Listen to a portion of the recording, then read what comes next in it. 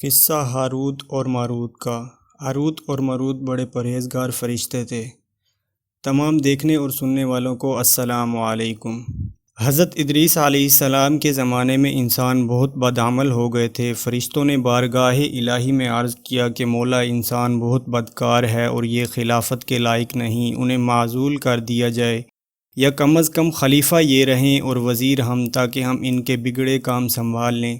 رب تعالیٰ کا ارشاد ہوا کہ اس کو غصہ اور شہوت دیا گیا ہے، جس سے زیادہ گناہ کرتا ہے۔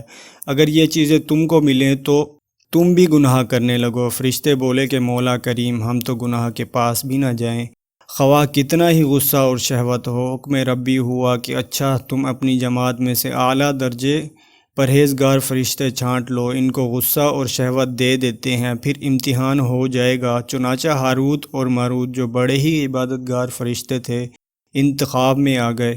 حق تعالیٰ نے ان کو یہ چیزیں یعنی غصہ اور شہوت دے کر شہر بابل میں اتار دیا اور فرمایا کہ تم قاضی بن کر لوگوں کا فیصلہ کیا کرو اور روزانہ اسم اعظم کے ذریعے شام کو آسمان پر آ جایا کرو۔ یہ دونوں 1 مہینہ تک ایسے ہی آتے جاتے رہے۔ اتنے عرصہ میں ان کے عدل و انصاف کا عام چرچا ہو گیا اور بہت مقدمے ان کے پاس آنے لگے۔ ایک روز ایک نہایت حسین و جمیل عورت، جس کا نام زہرا تھا، یہ ملک فارس کی رہنے والی تھی، اس نے اپنے خاوند کے خلاف مقدمہ دائر کیا۔ یہ دونوں اسے دیکھتے ہی عاشق زار ہو گئے اور اس سے برے کام کی خواہش کی۔ اس نے کہا کہ میرا دین کچھ اور ہے اور تمہارا دین کچھ اور اختلاف ہوتے ہوئے یہ نہیں ہو سکتا۔ نیز میرا شوہر بہت غیرت مند ہے، اگر اسے خبر لگ گئی تو مجھے قتل کر دے گا، لہٰذا پہلے تو آپ میرے بت کو سجدہ کرو اور پھر میرے شوہر کو قتل کرو، پھر میں تمہارے اور تم میری۔ انہوں نے انکار کر دیا۔ وہ چلی گئی، مگر ان کے دل میں اس کے عشق کی آگ بھڑک گئی۔ آخر اسے پیغام بھیجا کہ ہم تیرے گھر آنا چاہتے ہیں۔ اس نے کہا سر آنکھوں پر۔ یہ دونوں اس کے گھر پہنچ گئے۔ اس نے اپنے آپ کو آراستہ کیا اور ان سے بولی کہ یا تو آپ لوگ مجھے اسم اعظم سکھا دیں، یا بت کو سجدہ کریں، یا شوہر کو قتل کریں، یا شراب پی لیں۔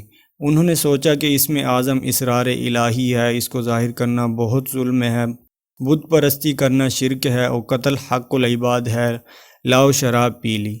چنانچہ شراب پی لی۔ جب شراب پی کر مست ہو گئے تو زہرا نے ان سے بت کو سجدہ بھی کروا لیا، اپنے شوہر کو قتل بھی اور اسم اعظم بھی پوچھ لیا۔ زہرا تو اسم اعظم پڑھ کر صورت بدل کر آسمان پر پہنچ گئی۔ حق تعالیٰ نے اس کی روح کو زہرا ستارہ تے متصل کیا اور اس کی شکل زہرا ستارہ کی طرح ہو گئی۔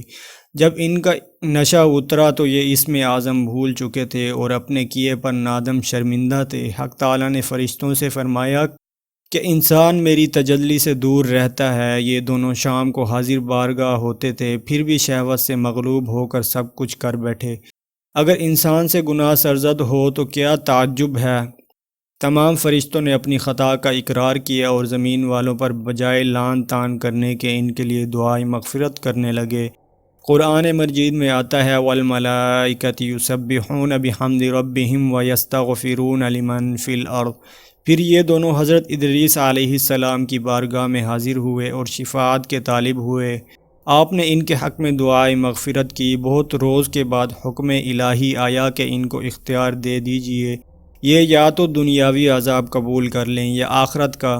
حضرت ادریس علیہ السلام نے انہیں حکم الہی پہنچایا۔ انہوں نے عرض کیا کہ یا نبی اللہ، دنیا کا عذاب فانی اور آخرت کا عذاب ابد الاباد تک باقی رہے گا، ہم کو دنیاوی عذاب منظور ہے۔ چنانچہ حق تعالیٰ نے فرشتوں کو حکم دیا کہ ان دونوں کو لوہے کی زنجیروں میں جکڑ کر بابل کے کنویں میں اوندھا لٹکا دے۔ اس کنویں میں آگ بھڑک رہی ہے اور یہ لٹکے ہوئے ہیں۔ فرشتے باری باری سے ہر وقت ان کو کوڑے مارتے ہیں، سخت پیاس سے ان کی زبانیں باہر لٹکی ہوئی ہیں۔ یہ عذاب قیامت تک ایسا ہی شدید رہنے والا ہے۔